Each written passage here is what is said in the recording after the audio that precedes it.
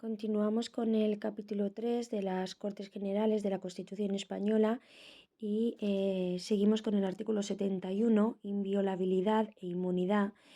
En su punto 1, los diputados y senadores gozarán de inviolabilidad por las opiniones manifestadas en el ejercicio de sus funciones. Ojo aquí, en el ejercicio de sus funciones. En alguna pregunta de examen se indica tanto en el ejercicio de sus funciones como al finalizarlas. Viene a decir que tanto fuera como dentro de sus funciones pueden manifestar opiniones libremente. Aquí especifica claramente que es en el ejercicio de sus funciones y no fuera. Por lo tanto, ellos gozarán de inviolabilidad por las opiniones que manifiesten en el ejercicio de sus funciones. En el punto 2 nos dice que durante el periodo de su mandato, los diputados y senadores gozarán asimismo de inmunidad y solo podrán ser detenidos en caso de flagrante delito. No podrán ser inculpados ni procesados sin la previa autorización de la Cámara respectiva. Por lo tanto, durante el periodo de su mandato, tanto los diputados como los senadores gozarán también de inmunidad. En el ejercicio de sus funciones ya hemos visto que por sus opiniones gozarán de inviolabilidad y de inmunidad, gozarán asimismo de inmunidad en su mandato y solo podrán ser detenidos, ojo, en caso de flagrante delito. No podrán ser inculpados ni procesados sin la autorización de quién, de la Cámara respectiva, es decir, con la autorización ya sea de la Cámara de los Diputados o de la Cámara de los Senadores. En el punto 3 nos dice que en las causas contra diputados y senadores será competente la Sala de lo Penal del Tribunal Supremo. He visto algún examen que pone la Sala de lo Penal de la Audiencia Nacional. Por lo tanto, hay veces que viendo solamente la Sala de lo Penal damos la opción como buena dentro de 4 y a lo mejor ninguna es la correcta, porque no es la Sala de lo Penal de la Audiencia, es la Sala de lo Penal del Tribunal Supremo. El punto 4 nos dice que los diputados y senadores percibirán una asignación que será fijada por las respectivas cámaras. El artículo 72, la autoorganización. El punto 1 nos habla de que las cámaras establecen sus propios reglamentos, aprueban autónomamente sus presupuestos y de común acuerdo regulan el estatuto del personal de las Cortes Generales.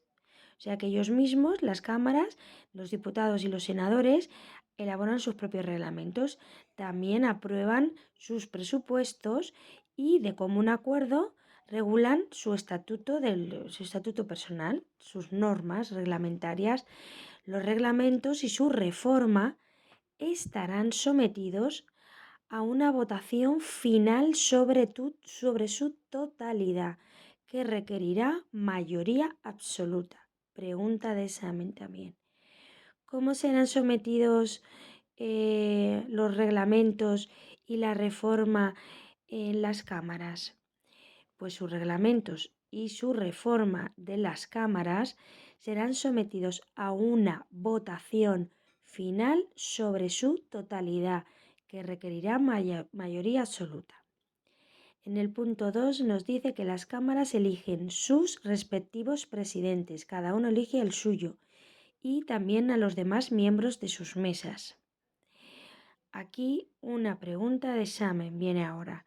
Las sesiones conjuntas de ambas cámaras serán presididas ¿por quién? Pues por el presidente del Congreso y se regirán por un reglamento de las Cortes Generales aprobado por mayoría absoluta de cada cámara.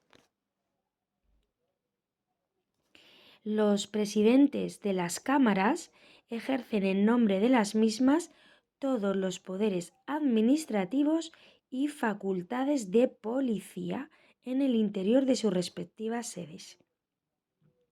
El punto 73, el artículo 73 son las sesiones.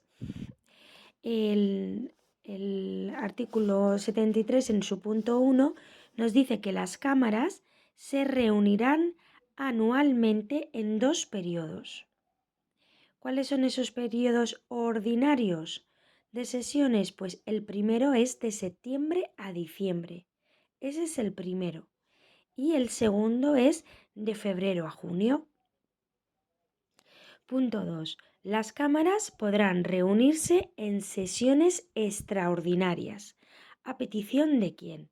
Pues a petición del Gobierno, de la Diputación Permanente o de la mayoría absoluta de los miembros de cualquiera de las cámaras. Punto. Las sesiones extraordinarias deberán convocarse sobre un orden del día determinado y serán clausuradas una vez que éste haya sido agotado. Perdón. De este punto, de este artículo 73, lo que hay que recordar son los periodos, porque son muy preguntables. Los 2 periodos en los cuales las cámaras se reúnen anualmente, periodos ordinarios, son 2. El primero es de septiembre a diciembre y el segundo es de febrero a junio. Eso hay que recordarlo. Y luego, las cámaras sí se pueden reunir en sesiones extraordinarias, pero lo tienen que pedir. ¿Quién lo tiene que pedir? O bien el Gobierno, o bien la Diputación Permanente, o la mayoría absoluta de los miembros de cualquiera de las cámaras. Las sesiones extraordinarias se deben de convocar con un orden del día y deben de ser clausuradas. Eso es menos importante. En el artículo 74, las competencias especiales. Punto 1. Las cámaras se reunirán en sesión conjunta para ejercer las competencias no legislativas que el título 2 atribuye expresamente a las Cortes Generales. Aquí lleva a confusión las competencias no legislativas y luego al título que se refieren, que es el título 2, el título que hemos visto de la corona, que se le atribuye expresamente a las Cortes Generales. Por lo tanto, las cámaras se reunirán en sesión conjunta para ejercer las competencias no legislativas que el título 2 atribuye expresamente a las Cortes Generales. Punto 2. Las decisiones de las Cortes Generales previstas en los artículos 94.1, 145.2 y 158.2 se adoptarán por mayoría de cada una de las cámaras. En el primer caso, en el 94.1, el procedimiento se iniciará por el Congreso. En los otros dos, 145.2 y 158.2, por el Senado. En ambos casos, si no hubiera acuerdo entre Senado y Congreso, se intentará obtener por una comisión mixta compuesta de igual número de diputados y senadores. La comisión presentará un texto que será votado por ambas cámaras. Si no se aprueba en la forma establecida, decidirá el Congreso por mayoría absoluta. El artículo 75 nos habla del Pleno y las comisiones. 1. Las cámaras funcionarán en pleno y por comisiones. Punto 2. Las cámaras podrán delegar en las comisiones legislativas permanentes la aprobación de proyectos o proposiciones de ley. El Pleno podrá, no obstante, recabar en cualquier momento el debate y votación de cualquier proyecto o proposición de ley que haya sido objeto de esta delegación. El punto 3 nos dice que queda exceptuado para que se pueda delegar. A las comisiones, pues no se puede delegar la reforma constitucional, las cuestiones internacionales, las leyes orgánicas y la de bases y los presupuestos generales del Estado. Por lo tanto, de este artículo 75 recordaremos que las cámaras pueden funcionar tanto en pleno como por comisiones, que las cámaras pueden delegar en comisiones legislativas permanentes la aprobación de proyectos o proposiciones. Y luego hay unos temas que están exceptuados, por lo que no se pueden llevar a delegación a las comisiones, como la reforma constitucional, las cuestiones internacionales, las leyes orgánicas y de bases y los presupuestos generales. El artículo 76 nos habla de las comisiones de investigación. Tanto el Congreso y el Senado, y en su caso ambas cámaras conjuntamente, podrán nombrar comisiones de investigación sobre cualquier asunto de interés público. O sea que tanto el Congreso y el Senado y también ambas cámaras conjuntamente pueden nombrar comisiones de investigación sobre cualquier asunto que sea de interés.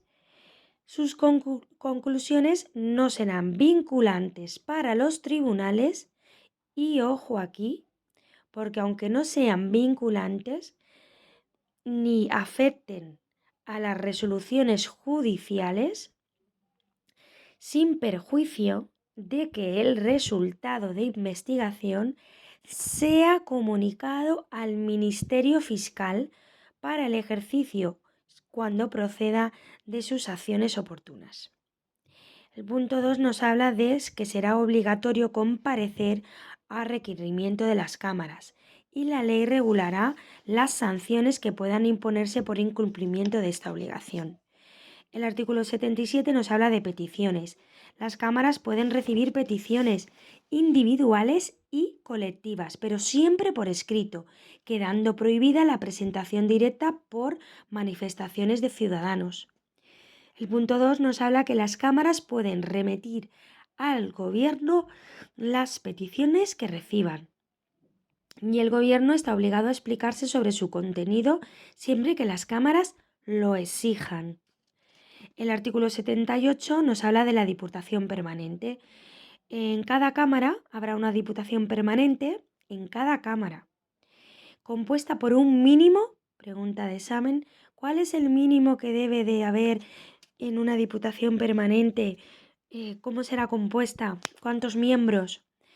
Pues los miembros como mínimo debe de ser de 21, mínimo de 21 miembros. De ahí, pues los que sean, que representarán a los grupos parlamentarios en proporción a su importancia numérica.